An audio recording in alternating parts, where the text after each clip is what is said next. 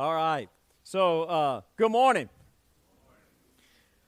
I started to count today how many Mother's Day sermons I have preached, but I have no idea what the number would be, so I gave up trying to count how many that would be.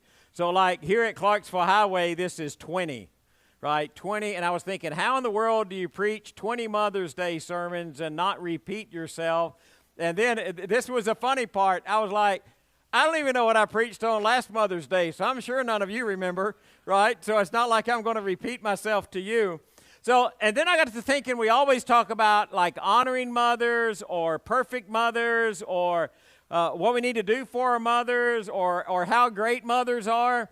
And I thought I would just stop and we're just going to do a sermon on a messed up mother. Like one that didn't get everything right. But even in saying that, in saying she didn't get everything right, she probably got more right than she really realized that she got right. So we're going to go through this little circle right here. We're going to go around this circle, and it's got 1, 2, 3, 4, 5, 6, 7. You got 7 points. I'm going to try to keep it like in 20, 25 minutes, but it's probably not going to work that way. So when you just get too tired to listen anymore, just stand up and start doing like this, and I'll just like summarize real quick and get out of it. But there's some really good points. No, Charlie, not yet. Yeah, Charlie Moffitt's all right. Yeah, I'm done. Right, he didn't eat breakfast this morning. All right, so a mother who heard from God. So when this is actually Genesis chapter 27. This is the story of Jacob and Esau, and Isaac and Rebekah. And so you can read that later. All right, I'm not going to sit and read the whole chapter to you. So we get into the story, and this is where Jacob, stealing is a big word, and he doesn't really steal it, but he deceives his father into giving it to him. But I don't want to be too harsh on him because it was probably supposed to happen that way anyway. Did you realize that? Like sometimes I read the story about Jacob and Esau and Isaac and Rebekah, and I think, man, that was one meddling mom, wasn't it? Like this mom. So let me give you the background. All right, so you're like on the same page. Who's supposed to get the blessing? Traditionally, the oldest, Esau. So Esau is Isaac calls Esau in, and Isaac loves wild game, and Esau's a hunter. And he says, listen, son, this is what I want you to do. Greg Smith paraphrase. Go out and kill something, bring it back and fix it for me. Fix it the way I like it, and when you bring it in and give it to me, then I'll give you the blessing. And so Rebekah hears that. Remember, Rebekah hears the words that Isaac says to Esau. And she says, I'm not going to let that happen, right? I kind of like Jacob better. So this is what I'm going to do. She calls Jacob and says, listen, I heard your father, and he's going to try to get the blessing to Esau. So here's what we're going to do. We're going to trick him. He's going to give it to you, and I'm going to cook this food up, and you put all this stuff on your arms. You look like Esau. You smell like Esau. He'll think you're Esau. The only thing that he couldn't get right, do y'all remember the story? His voice. He said, man, you don't sound like Esau. You sound like Jacob. Oh, but feel my hand, Dad. Woo, look how hairy I am. Got to be Esau, right? And you think, man, she jumps in there and she meddles with this, and she is trying to some way work it out so that Jacob will get the blessing because he's the favorite. And we look at that story and we think, man, what a man mom, right? You're missing something. You're missing something that's really important. She has already heard from God.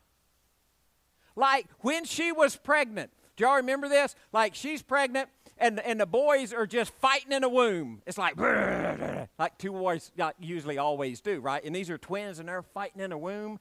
And she's like, my goodness, why is this happening to me? Any of you ladies ever been pregnant and you think, goodness gracious, why is it going this bad? I mean, what's happening to me, right? And Diane's back there, woo, right. Oh, so you got this going on. And do you remember what God says? There are 2 nations that are wrestling inside you. And you're going to give birth, and y'all remember this? A couple of chapters before, the oldest will serve the youngest. So it's not like she's just meddling. She knows there's a promise from God that says Esau is supposed to serve Jacob. And she hears Isaac saying, well, I'm going to give the blessing to Esau. And she says, whoa, hang on, time out a minute. We ain't going to let that happen. Now, there's so much about this story I don't know. Like, did she ever tell Isaac? Like, did he know? Like, did he know? Like, I'm assuming, like, if you're a wife and you get a message from God, I'm assuming you tell the husband. But it never says she told the husband. Did Isaac know the promise? And he says, well, I don't know what the promise is, but I'll tell you what, I'm going to do it the way that I want to do it. And I'm going to do it this way. And she steps in. I don't know. It's just one of those points in the story that I'm scratching my head thinking, what's happening there? But what I want you to understand is she's not acting because she's necessarily manipulative or that she's spiritually ignorant or she missed something. She's acting because she sees something that maybe everybody else is missing or everybody else is not paying attention to. And boy, is that not moms? I mean, like, have you ever done something and your mom asked you what you did, and you didn't know that anybody knew what you did, but you know the moment that your mom asked you what you did, she knew exactly what you did, even though you thought nobody knew. That's a complicated sentence, right? And you're like, how do moms know that? You ever, like, not be feeling good, and your mom knows you're not feeling good? Or something's going on at school and you really haven't told anybody about what's going on at school, but somehow mom's got like this sixth sense and she knows that something's going on, something's just not right. They just have that ability. Mothers, they often see what other people can't see. And I think in this situation you have that same type of scenario. And I think spiritually, sometimes moms just have this instinctive spiritual awareness of what's happening. So when you see that with Rebekah, don't just jump to a conclusion and say, boy, she was really meddling a lot in that. No, she had some direction in that. Well, she had the promise right, didn't she? She had the promise right. She knew that Esau is supposed to serve Jacob because God's already told her before that Esau is supposed to serve Jacob. Now, here's where it gets a little dicey. She's got the right promise. She just has the wrong method of achieving it. She just can't wait on God to do what God is going to do. She decides that she really needs to help God along. Now, if you want to get mad at Rebekah, don't get mad at Rebekah too much. Abraham had a promise from God, and what did Abraham think? And Sarah? Well, I know we got this promise from God, but God just ain't doing it the way I think he ought to do it, and he's not doing it as quick as I want him to do it. We're just going to ease this thing up. We're going to speed it up. We're going to do it a different way. Man, kind of runs from generation to generation, doesn't it? Well, don't make too much of the sermon out of that. All right? She understands. She just doesn't trust the process. She doesn't expect that God can accomplish what God said he was going to accomplish without her getting involved. And man, that one really hits close to home, doesn't it? Like, when does concern turn into interference? Like, where does love drift slightly from love over into control? And boy, as a parent, I'm just telling you, those are questions I really don't want to answer. I just want to leave those questions just sitting out there by themselves. Because of the very heart, Rebekah didn't trust God to do what God said he was going to do. She decided she needed to help him. She decided that she needed to make sure that God accomplished what God already said he was going to accomplish. And what happened from that, there is this hidden cost of control for Rebekah.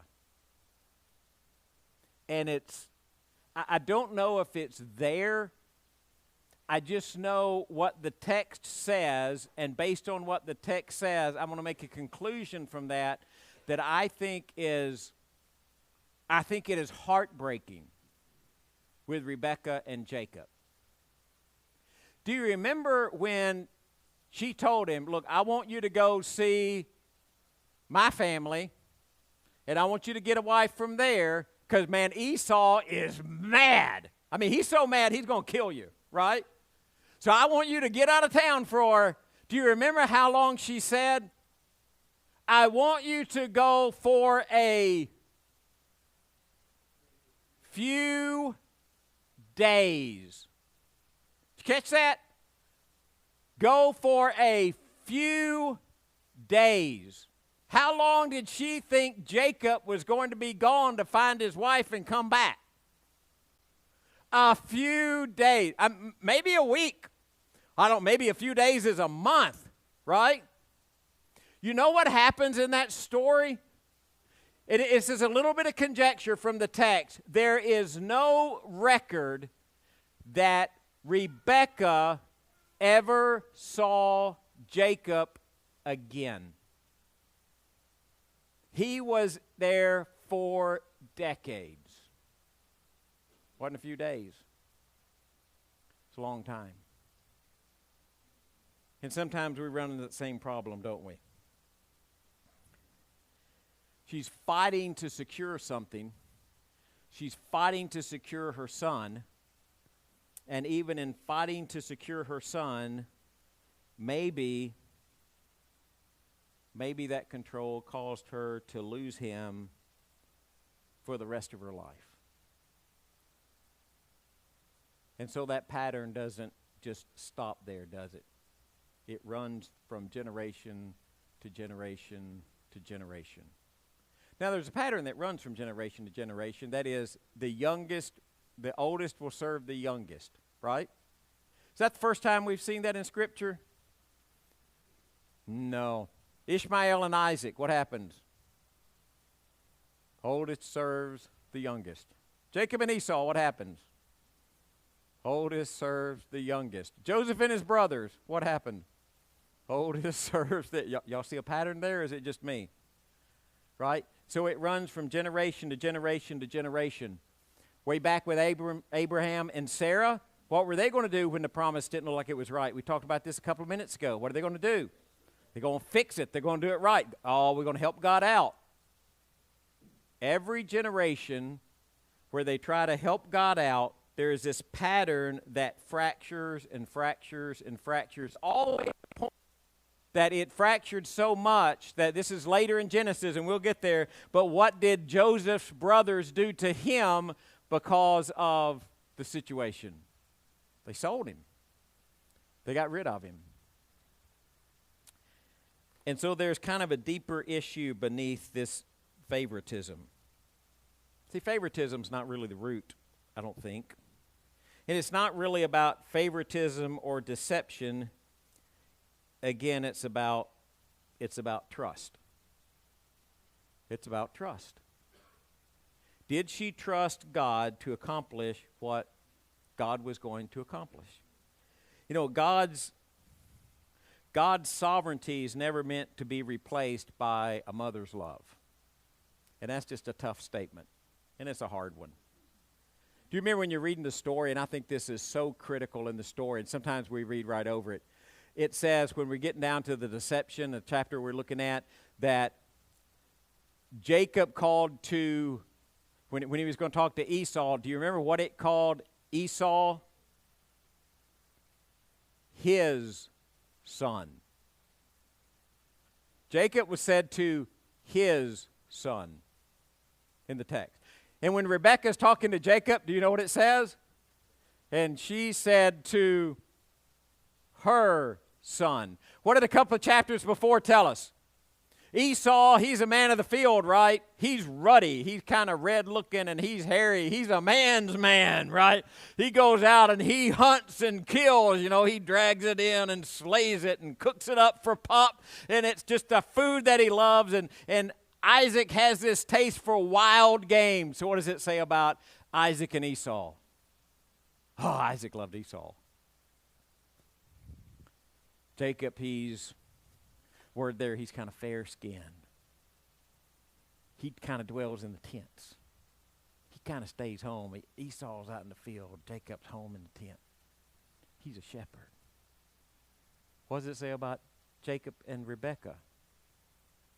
Oh, Rebekah loved Jacob. Boy, now, when you get to be a parent, does that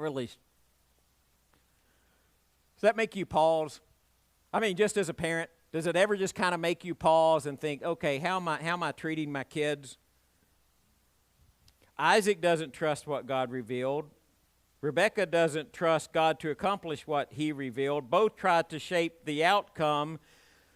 Mom's influence pretty powerful? I mean, let's be honest, is a mom's influence powerful? Yes. Yeah, if y'all don't know how to answer that, y'all come see me after church and I'll give you a full rundown. The answer to that is yes. Is it meant to replace God's sovereignty? No. See, a mom's ability to see clearly is a gift, but trying to determine the outcome might not be. And you're saying, Greg, where are you going with all of this? Abraham and Sarah get messed up? Yeah. Isaac and Rebekah with Jacob and Esau to get messed up? Yeah. Did God's promise depend on perfect people? No. No, God continues to be faithful to his promise in the midst of a bunch of broken, messed up, make the wrong decision kind of people. You know, God's plan still moving forward. If you see Rebekah there as being manipulative, God's still moving forward. If you see like a home that's divided, one parent lives, and then they can't kind of all get on the same page as a family, God is moving forward. If you see a bunch of flawed decisions in that family, God's plan is still moving forward. The line of promise, because of God's promise, never gets derailed. So there's a lot of hope in that. So if you're sitting there this morning, you're thinking, man, that story's pretty interesting, Greg, but my family don't quite look like one of them Bible families. Well, you probably look more like the Bible family than you think you look like. And even if you think you're not like one of those Bible families, guess what? God used broken, messed up, bad decision-making people to accomplish his purpose. He's always done it, and he always will do it. So here's your hope if you're a mom. Okay, here's your hope. God is not depending on you to have perfect planning, right? You don't have to be a perfect parent. God's promises aren't that fragile. So you might be sitting down and you think, hey, I'm a mom that got everything right. Good for you. You might be out there thinking, well, I'm a mom, maybe I got half right. Good for you. Good for you. I'd like to know that even half of my decisions in life were right, wouldn't you? Like I'm like way down the maybe you're looking at decisions and you're carrying some regret or some distance, and you're thinking, man, I really messed that one up. God is always faithful to his promise, even in the midst of messed up families. So what happens with that is you have to release something. Maybe you feel like you're carrying something. Well, this is kind of the spot in sermons you get to and you think, man, you don't really want to talk about this because it hits like way too close to home. It's better when you can talk in generalities in sermons. You don't have to talk about like real stuff, because real stuff gets you really messed up sometimes. And I had this written for mothers, but maybe for today it's better than just not to say mothers and fathers. How many of you think your decision is carrying your child's future? like you're afraid of a decision you haven't made yet, and you're afraid it's going to determine where that child is going to go. You've made a decision in the past, and you wonder how that shaped your child. Or there's a situation right now that feels like really urgent, and you're trying to decide how to respond to that. What I want you to know is you respond to that in a very active, positive way, and you do that in a way that you trust God to maintain His promise. I'm afraid sometimes as parents, and I don't mean moms, and I don't just mean dads, I just mean parents. I think sometimes we get ourselves in positions and we think that we're carrying what only God can carry. Like we think it's our decision that's going to determine every future moment, or what we say that's going to determine every future moment, and our impact and our wisdom, I mean, it needs to be there. But we can't carry what only God can carry. You know, and if I were going to, look back and, as a parent and as a son, I mean, sometimes, kind of maybe direct this to this role, right? Sometimes your parents tell you something you don't want to hear, but it is the thing that you need to hear, right? Like as parents, we're not supposed to tell you all the things that you want to hear, so we'll always be your buddies. We're the people who are supposed to tell you what you need to hear to help guide you down a spiritual path. And sometimes we have to look at you and shake our heads and say, what in the world are you thinking, right? Now, I don't want to speak for my parents, and I'm sure that they never had any moments like that with me, because I am sure I was absolutely the perfect son, and they never questioned anything. Charlie's like, you might as well sit down and shut up now. Now, I'm sure a lot of times my parents were shaking their heads thinking, what in the world is that kid doing, right? Were there times that my parents said, hey, I mean, was there discipline in that and advice in that and times in that where, we were just at opposite ends of stuff and we just had to sit down and have a meet? Yeah, there were moments like that. It's part of being a parent. In the midst of all of that is not part of our parent putting our arm around you and saying, but you're still going to be my child. Still love you. Patting you on the back when you do well. Saying, hey, job well done. Proud of you for what you've done. I mean, how many moms and dads both probably need to stop a little more often and instead of being critical, tell our kids how proud we are of them instead of all the things that they're doing wrong. Just release what you are carrying if it's God's to carry and not yours. So you go all the way around that circle, and there's this thread, and I want you to see it carefully. Genesis is full of people trying to secure God's blessing. Then there comes a son who he received the blessing without deception because he was the one who was sent by God in the flesh. A son who didn't need to manipulate. He didn't take what was not his. He stands in our place. And we receive from him what we could never earn. Instead of keeping all of God's blessing, this son chooses to share his blessing with those he will call brothers and sisters. Because all through that story, God's plan was never at risk.